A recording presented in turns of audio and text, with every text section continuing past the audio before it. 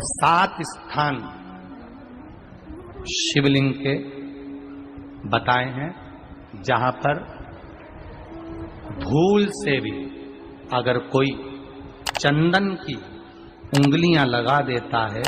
7 स्थान ऐसे हैं जहां चंदन की मात्र उंगलियां लगा देने से ही शिव पितृलोक के पितरों को मुक्ति प्रदान करके वैकुंठ लोक का निवास दे देते हैं। 7 स्थान।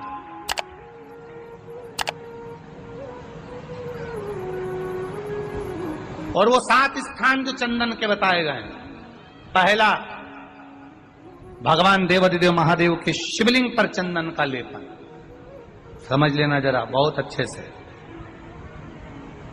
आपको लगता है स्वप्न में कोई मुर्दे दिख रहे हैं या कोई जल रहा है या कोई मर रहा है या कोई चला गया है, ऐसा भय लगता है। बच्चों को मानी भेजूंगी ऐसा हो जाएगा, पति को मानी भेजूंगी ऐसा हो जाएगा, कोई हमारे कोई गलत तो नहीं कर रहा है।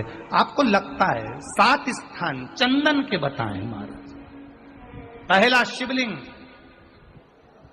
दूसरा जहां गणेश जी का स्थान है, मालूम है ना सबको? जम के बोलो जरा, मालूम है ना सबको? जहां गणेश जी का स्थान है वहां अलग से गणेश जी बैठे, वहां नहीं। शिवलिंग में जलाधारी के ठीक सामने राइट में गणेश, लेफ्ट में कार्तिकेय, बीच में अशोक सुंदरी। तो पहला चंदन बाबा के शिवलिंग पर, दूसरा गणेश जी पर चंदन की उंगली, तीसरा षडानंद कार्तिकेय पर चंदन की उंगली, चौथा अशोक सुंदरी पर चंदन की उंगली, पांचवा जलाधारी पर चंदन की उंगली, छठा जो शिवलिंग का जल बह रहा है इसके ठीक विपरीत की ओर चंदन की उंगली, और 7वां चंदन नंदी के मस्तक के ऊपर जो 2 सींग लगे रहते हैं उस पर चंदन की उंगली। ये कब लगाई जाती है? या तो अमावस्या के दिन। आपको लगता है कि हमारे पूर्वजों का उद्धार नहीं हुआ, हमारे पूर्वजों का कल्याण नहीं हुआ, कहीं अधोगति में कोई चला गया है, उसका बस एक बार, रोज नहीं जरूरत है, प्रतिदिन जरूरत ही नहीं,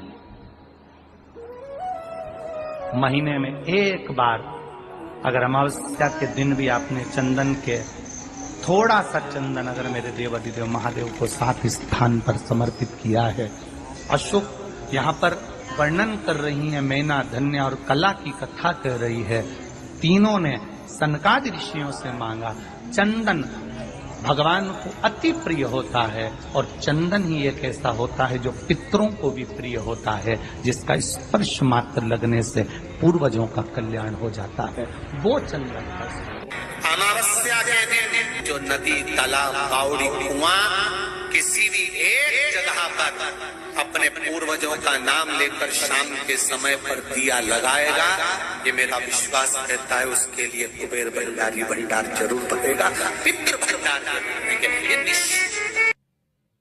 अमावस्या, तुलसी की लकड़ी पानी में घुमाकर, लकड़ी नहीं हो तो माला तो होगी ही, जल में भ्रमण कराकर, जल में घुमाकर, तुलसी की लकड़ी को जल में डालकर स्नान जो करता है, मात्र घुमाना है, लकड़ी डालकर नहीं रखना है, घुमाकर अपने पूजन वाले स्थान पर रखना, या पानी में पहले से घुमा लो, उस पानी को ले जाकर डाल दो। अमावस्या जो जीव करता है सोमवती पड़ती है, सोमवती अमावस्याएं पड़ती है, शनिचरी अमावस्याएं पड़ती है, सारी अमावस्या का पुण्य उस जीव के खाते में चला जाता है। और अच्छे से ध्यान रखिएगा, आप ब्राह्मण को भोजन कराएं ना कराएं, आपने धूप छोड़ी ना छोड़ी वो पता नहीं, गाय को रोटी दी ना दी, स्वान को भोजन दिया ना दिया, कौवे को भोजन दिया ना दिया, चलेगा। पर अमावस्या के दिन, उस दिन प्रदोष काल में, प्रदोष के समय पर, शाम के समय पर जाकर किसी भी नदी, तालाब, बावड़ी, कुआं, कहीं ना कहीं जो आपके पास में हो, वहां पर एक घी का दिया, बत्ती का मुंह दक्षिण की ओर कर अवश्य जला कर जाना, सारे पितृ दोष समाप्त हो जाएगा। निवेदन है, माताओं से निवेदन है, मान लो आपको कोई ब्राह्मण देवता ने कहा कि आपके यहाँ पितृ दोष है, तो आपको घबराना नहीं है कि महाराज जी मुझे क्या करना पड़ेगा, पितृ दोष है एक चावल का दाना घर में से लीजिए, हथेली पर रखिए, पानी का जो मटका होता है, हंडा होता है, पानी का जो मटका है, हंडा है, जहां पर रसोई घर में तुम पानी रखते हो, उस हंडे के पास में, मटके के पास में उस चावल के दाने को लेकर जाइए, अपने पितरों का स्मरण कर स्वधा स्वधा स्वधा स्वधा स्वधा 5 बार बोलकर शंकर भगवान के शिवलिंग पर, तुम्हारे घर में शिवलिंग हो तो घर में, और अगर मंदिर में शिवलिंग हो तो मंदिर में, उस चावल के दाने को चढ़ा दीजिए। कैसा भी पितृदोष होगा समाप्त हो। श्री पार्वती जी की नानी जी का नाम क्या था? स्वधा। क्या नाम था? जम के बोलो जरा। स्वधा। और ये कोई साधारण सी नानी नहीं है पार्वती जी की, और ना ये नाम कोई साधारण सा।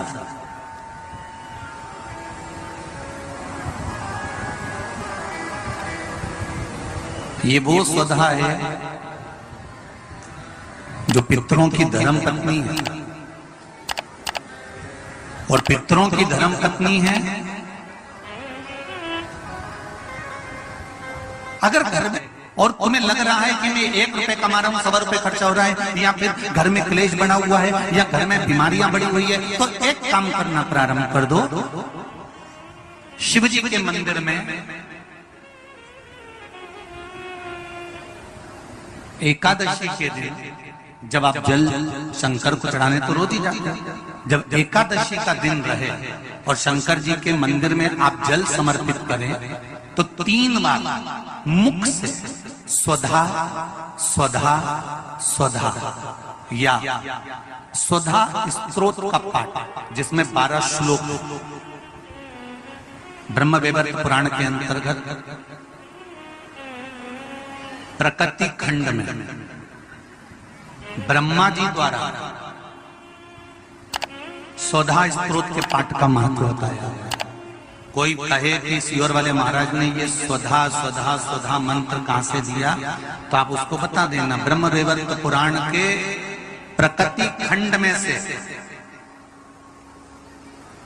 ब्रह्मा जी ने इस स्वधा स्तोत्र पाठ को प्रकट करा और स्वधा के मूल मंत्र का स्मरण कराया।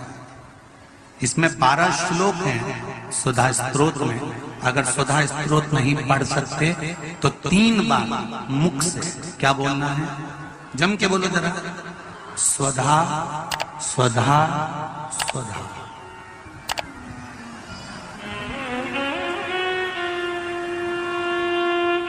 पीछे धा है, हा नहीं तो तुम स्वाहा स्वाहा स्वाहा कर।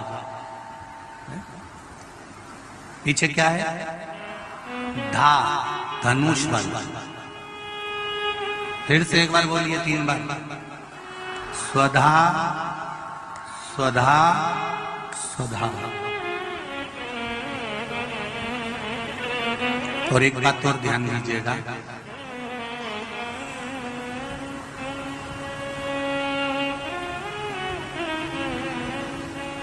यदि कोई बुद्धि से विकलांग हो, विवेक काम नहीं कर रहा,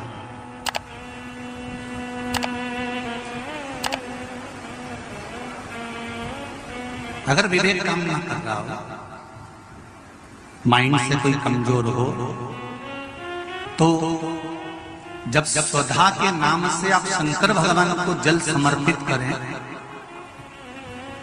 स्वधा स्वधा कहकर उस जल को समर्पित करें, तो पितरों का स्मरण कर कर वही स्वधा को समर्पित किया गया जल, जिसको विवेक की तकलीफ होती है, बुद्धि की तकलीफ होती है, अपने पितरों का, अपने पूर्वजों का स्मरण कर कर उस जल को उस विवेकहीन व्यक्ति के दोनों भुकुटियों के पास में लगा देना चाहिए। थोड़ा सा एकादशी के दिन अगर जल चढ़ाने जाओ तो 3 बार मुख से बोलिएगा। फिर से बोलो एक बार। स्वधा स्वधा स्वधा।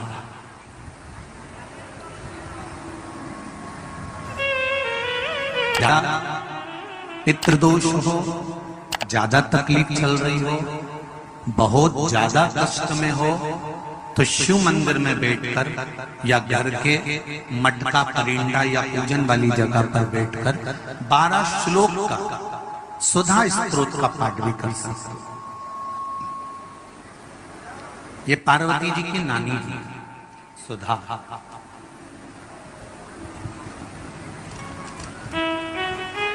जो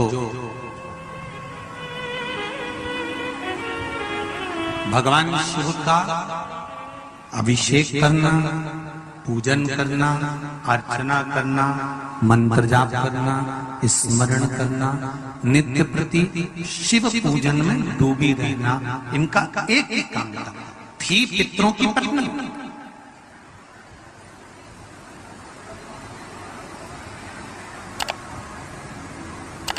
है पितरों की,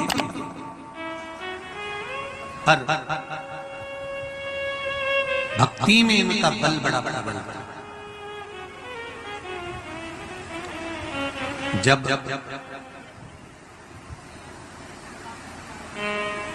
मैनावती के गर्भ से गंगा मैया का जब प्रागट्य हुआ था और प्रागट्य होने के बाद में संतान आगे नहीं हुई, तब माता मैनावती ने सुधा माता से पूछा था कि माँ मेरे गर्भ से और संतान नहीं हो रही।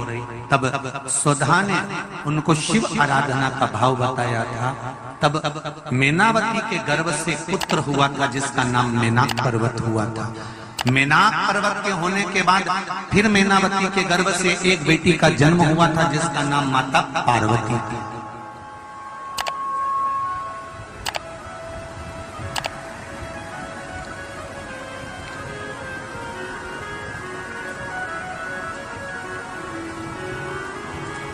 तब उनका नाम माता पार्वती। और माता पार्वती की तब साधना का बल इतना प्रबल था, इतना बल प्रबल था। माता पार्वती जी ने अपनी नानी से जो सीखा था, सुधा माता से जो सीखा था, शिव आराधना का जो भाव माता पार्वती सीख कर बैठी थी, वो माता पार्वती जी ने शंकर की इतनी आराधना करी, इतनी आराधना करी कि देवादिदेव महादेव के साथ में माता पार्वती जी का मंगल विवाह हुआ। ये सुधा से सीखा था। हमारे घर के बच्चों को कोई दूसरा सिखाने वाला नहीं मिलेगा। हमारे घर के बच्चों को हमें सिखाना पड़ेगा। सारी दुनिया की गति विधि तुम्हारे बच्चों को दुनिया सिखा देगी,